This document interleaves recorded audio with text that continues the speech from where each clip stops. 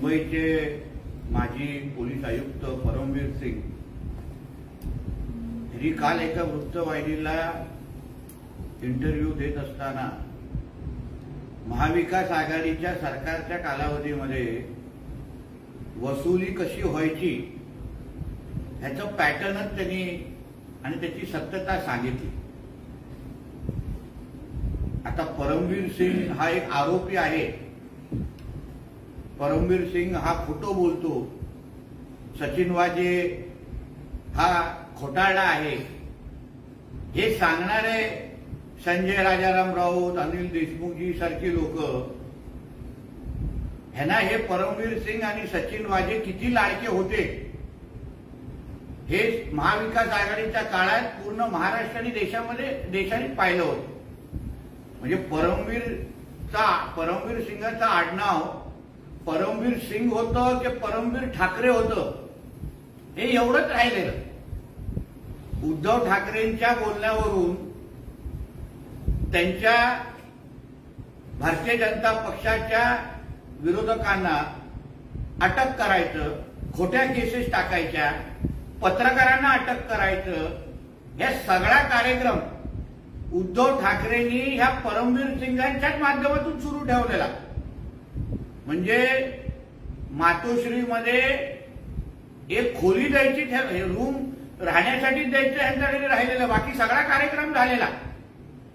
सुशांत सिंग राजपूतच्या संदर्भात पण त्यांनी स्पष्ट केलं की त्या केस संदर्भात फिल्म इंडस्ट्रीच्या लोकांकडून वसुली करायची, दबाव टाकायचा, असे आदेश हे सिल्वर ओककडून आणि मातोश्रीवरून होते।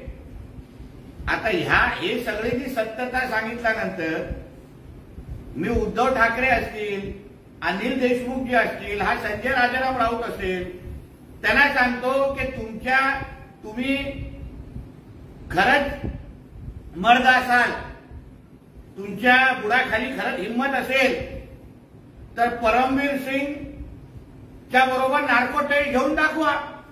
कारण का त्यांनी तयारी दाखवली की पहिली नार्को टेस्ट माझी करा आणि मग ह्या सगळ्यांची करा। मग तुम्ही अगर एकदम दुधासारखे अगर सफेद असाल, तुमच्या अंगावर कुठलाही आरोप नसेल तर तुम्ही सांगा आम्ही पण नार्को टेस्टसाठी तयार आहोत। नाहीतर चोरांसारखं हा आरोपी, मला उत्तर द्यायचं नाही, हे सगळे बालिश आणि बायल्यासारखे उत्तर हे संजय राजाराम राऊतनी देऊ नये। तुझा बुरखा फाडण्याचं, तुझा आणि तुझ्या मालकाचा बुरखा फाडण्याचं काम हे परमवीर सिंग आणि सचिन वाजे आता करतायत। आणि मी तो बोलतो ही फक्त सुरुवातच असेल, हे फक्त 10% असेल। 90% जेव्हा बाहेर येईल तेव्हा मी तुम्हाला सांगतो महाराष्ट्राची जनता ह्यांना चपला मारेल। मी परत सांगतो परमवीर सिंगने अजून अगर खोलात जाऊन बोलण्याची हिंमत दाखवली तर मला पोलिसांकडे स्टेटमेंट देण्यासाठी पण गरज लागणार नाही दिशा सालियानच्या केसमध्ये। कारण का परमवीर सिंग ह्या दिशा सालियान आणि सुशांत सिंगच्या केसच्या काळात हे पोलीस आयुक्त होते।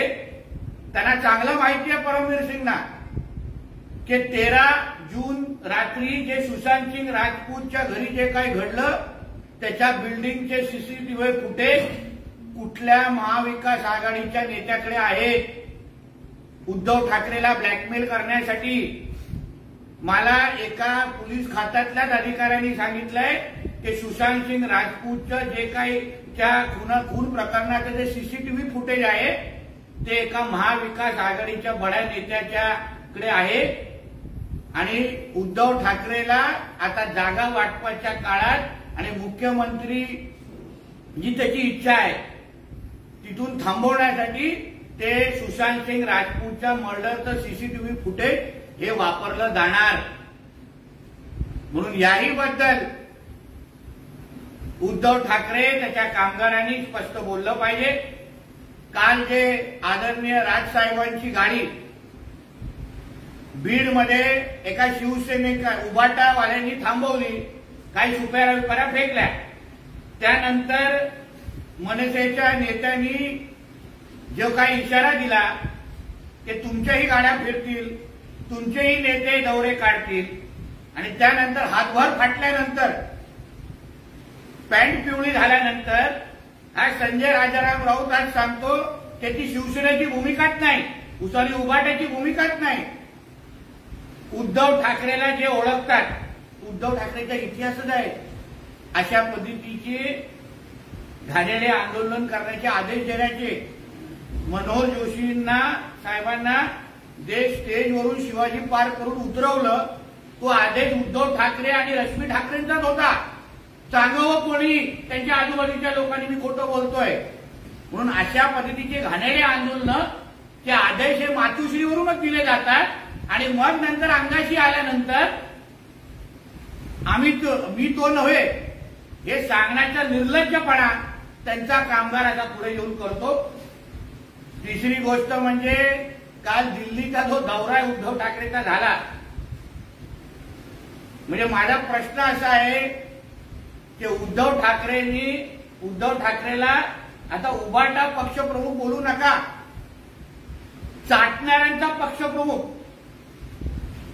चाटण्यामध्ये त्यांनी पीएचडी केलेली आहे, म्हणजे काँग्रेसच्या नेत्यांची एवढी चाटलेली आहे दिल्लीला जाऊन, एवढे पाय चाटलेले आहेत की जिभेचं कदाचित हाडच मोडलं असेल.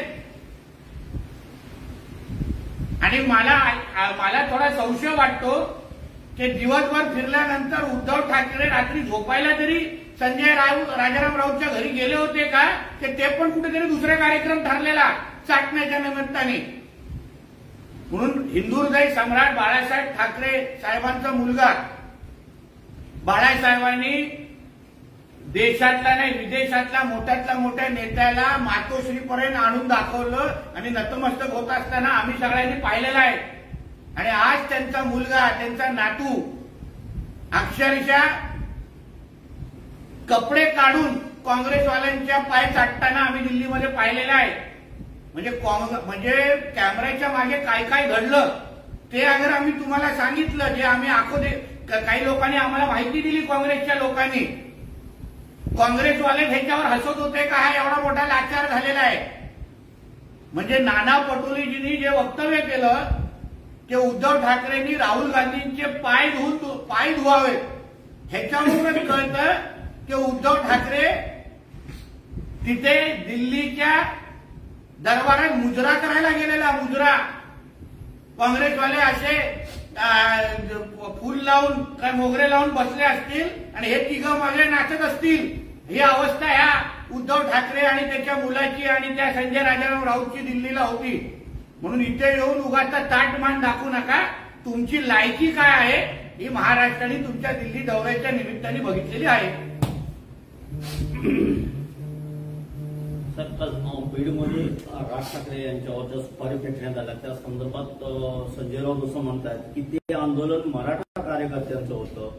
आरक्षणासंदर्भात महाराष्ट्रात विशेषतः मराठवाडा आणि बीडमध्ये हे आंदोलन सुरू आहे. त्यात राज ठाकरे यांनी आरक्षणासंदर्भात जे वक्तव्य केलं त्या विरोधात सर्वच पक्षातील तरुण मराठा कार्यकर्त्यांनी आंदोलन केलं आणि त्यात शिवसेने लोक पुढे असते. पहिले आंदोलन करायला स्वतःच्या उभाट्याच्या कार्यकर्त्याला सांगायचं आणि मग हातभर फाटल्यानंतर पॅन्ट पिवळी झाल्यानंतर ते आमचे नाहीत हे बोलण्याची निर्लज्जपणा हा संजय राजाराम राऊत आणि त्याचा मालकच करू शकतो. कुठलाही मराठा समाजाचा कार्यकर्ता, कुठलाही कडवट मराठा अशा पद्धतीचे आंदोलन करणार नाही. ते मराठा समाजाचे आंदोलक नव्हते, ते ह्यांचेच पक्षाचे कार्यकर्ते होते. राज साहेबांना मराठवाडा दौऱ्यामध्ये जेवढ्या तरुणांनी विरोध केला त्यांचा आणि मराठा समाजाच्या आरक्षणाच्या आंदोलनाचा काही संबंध नव्हता, काही संबंध नव्हता. ते सगळे उभाटाचे आणि महाविकास आणि तुतारीचे कार्यकर्ते होते. कोणाच्या मोबाईलच्या मागे मशालचा स्टिकर लावला होता, कोण शरद पवारांच्या बॅनरवर दिसत होते, हे सगळे तुतारी आणि मशालीचे कार्यकर्ते होते. मराठा आंदोलनाला आणि मराठा आंदोलकाला बदनामी करण्याची हिंमत या संजय राजाराम राऊत आणि त्याच्या मालकांनी करू नये. तुमच्यामध्ये खरंच मर्दानगी असेल, खरंच तुम्ही एका बापाचे असाल ना तर सांगा ना, आम्ही राजसाहेबांची गाडी थांबून दाखवली, मग बघू ना तुमचे नेते महाराष्ट्रामध्ये कसे फिरतात. तो पेंग्विन किंवा तो तुमचा कवडा कसा सगळीकडे म्याव म्याव करत फिरतो आम्ही पण बघतो ना. कारण काय सत्या पिक्चरचा एक डायलॉग आहे एक जाएगा तो सब जाएंगे म्हणून हे लक्षात ठेवा। आणि तुमचे नेते जेव्हा महाराष्ट्रात फिरतील तेव्हा मग ह्याचाही हिशोब चुकता होईल हे लक्षात ठेवा। मनसेने दिलेल्या इशाऱ्यावर बोलताना संजय राऊत म्हणतात की धमक्या इशारे देऊ नका, ते भाजपला द्या, फडणवीसांना द्या, महाराष्ट्र धुळ्यांना द्या। दुसऱ्यांना द्या बोलण्यापेक्षा तू अगर एका बापाचा असेल तर तू देऊन दाखव ना भाजपला धमक्या। मग तुला पण किती काळ भांडूपला वळवळ करायचं ठेवायचं हे आम्हीही बघू। म्हणून कोणी भारतीय जनता पक्षाला धमक्या द्यावा की नाही द्यावा काय बोलण्याची हिंमत तू करू नको। तुझ्या ओढाखाली अगर हिंमत असेल तो पोलीस प्रोटेक्शन 10 मिनिटं बाजूला कर आणि मग तुला बिर्याणी आणि शिरखोरमामध्ये पण फरक कळणार नाही। उद्धव ठाकरेंची ठाण्याला सकाळी सभा आहे, त्या सभेपूर्वीच ठाण्यामध्ये झालिंग लोटांगण वंदीनं चरण असं व्यंगचित्र काढलेलं अतिशय योग्य आहे। म्हणून बोललो ना चाटीव लोकांचा पक्षप्रमुख, चाटण्यामध्ये उद्धव ठाकरेंनी पीएचडी केलेली आहे। म्हणजे ज्याला आता चाटायचं असेल त्यांनी उद्धव ठाकरेकडून 1102 भाविका शो असे क्लासेस घ्यावे। उद्धव ठाकरे चांगला चाटण्याचा पद्धत सांगू शकतो म्हणून ठाण्यामध्ये लागलेले बॅनर अतिशय योग्य आहे। तीच महाराष्ट्राची जनभावना आहे। त्यावर संजय राऊत असं म्हणतात की आम्ही महाविकास आघाडीमध्ये आहोत, महाराष्ट्राच्या मुख्यमंत्री पदावर ज्याला सध्या बसवलेलं आहे ते लोटांगण घालूनच बसवलेलं आहे। आतापर्यंत गेल्या 60 वर्षात सगळे मुख्यमंत्री मिळून दिल्लीला गेले नसतील तेवढे हे मुख्यमंत्री गेले लोटांगण घालायला।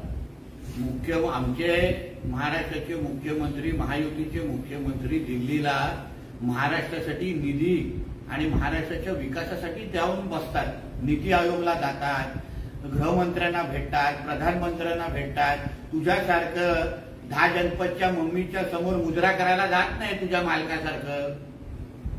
त्याच्यामध्ये मुख्यमंत्र्यांमध्ये जाणं आणि तुझ्या मालकाच्या दौऱ्यामध्ये जमीन आसमानचा फरक आहे।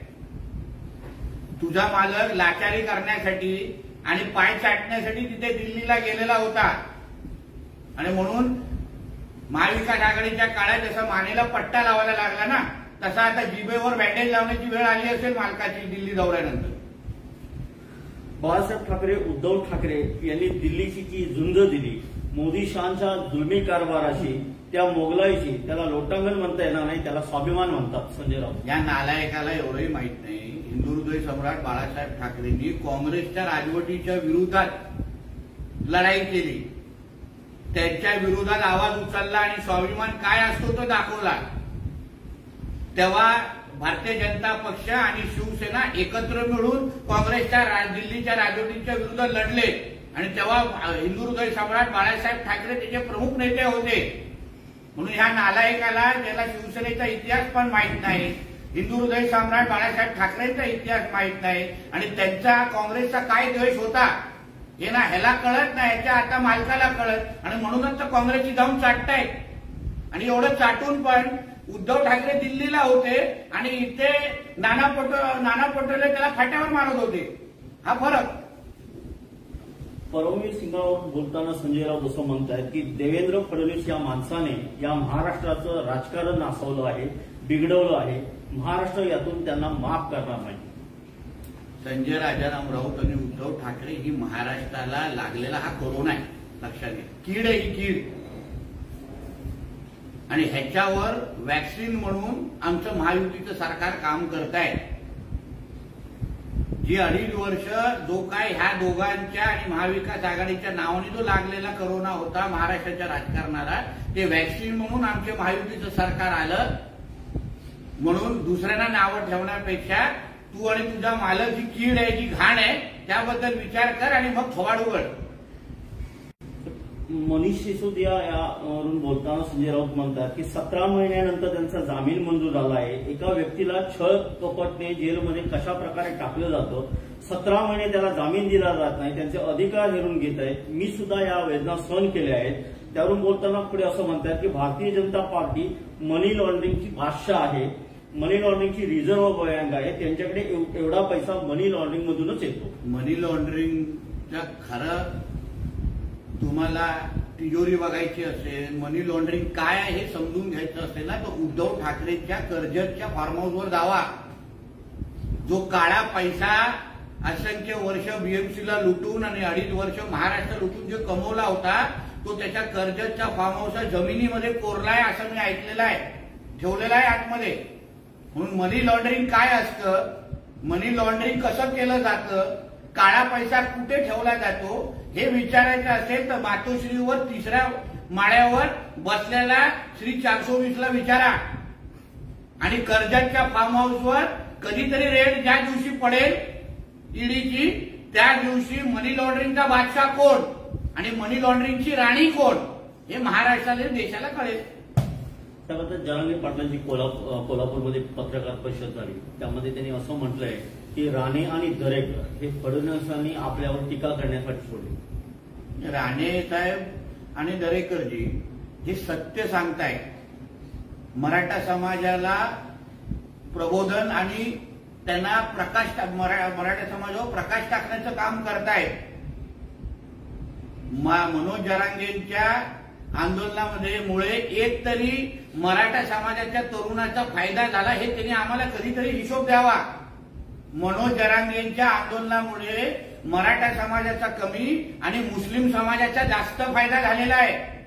ईडब्ल्यूएसच्या त्या ह्याच्यामध्ये जेव्हा आता पोलीस भरती निघाली त्याच्यामध्ये 90% हे मुस्लिम समाजाचे लोक होते.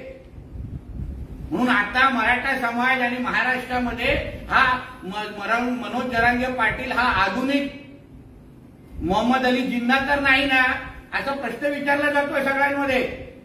कारण का कुठेही मराठा समाजाचा फायदा होत नाहीये, त्याच्यापेक्षा मुस्लिम समाजाचा जास्त फायदा होतोय. त्याबद्दल थोडं आम्हा लोकांना सांगा तुमची बाजू काय आहे.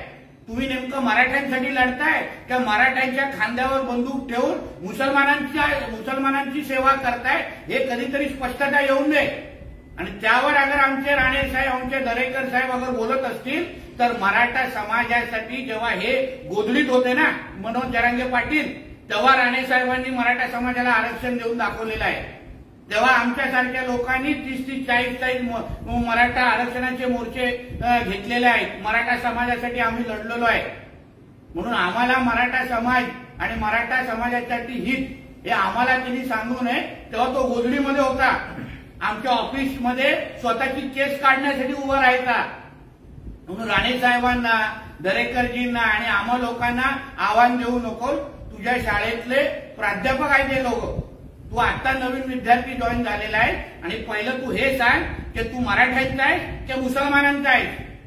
कारण का आता तुझ्या गाडीवर आम्हाला संशयाला लागलेली आहे की ही निश्चित पद्धतीने छत्रपती शिवरायांच्या मावळ्याची दाढी नाही, हे कुठल्या तरी आता मोहम्मद अली जिन्नाच्या समर्थकाची दाढी तर नाही ना हा प्रश्न विचारासारखा वाटतो. आता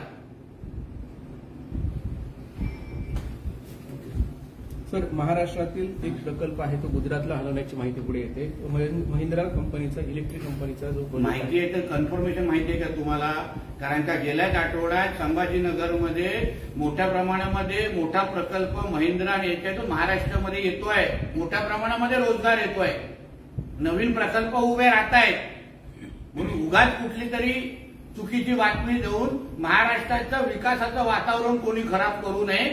तुम्हाला हवी असेल तर तुम्हाला आणि तुमच्या चॅनलला महाराष्ट्रामध्ये येणाऱ्या प्रकल्पाची माहिती मी उद्योग मंत्र्यांकडून घेतो आणि घरपोच करतो तुम्हाला पाहिजे तर, जेणेकरून बसून पुरा दिवस बातम्या चालवत राहा. कदाचित उद्या चॅनलवरून मागे पुढे झालं तर त्या महेंद्र तरी काम करू शकाल. तुझ्यासाठी नाही रे बाबा.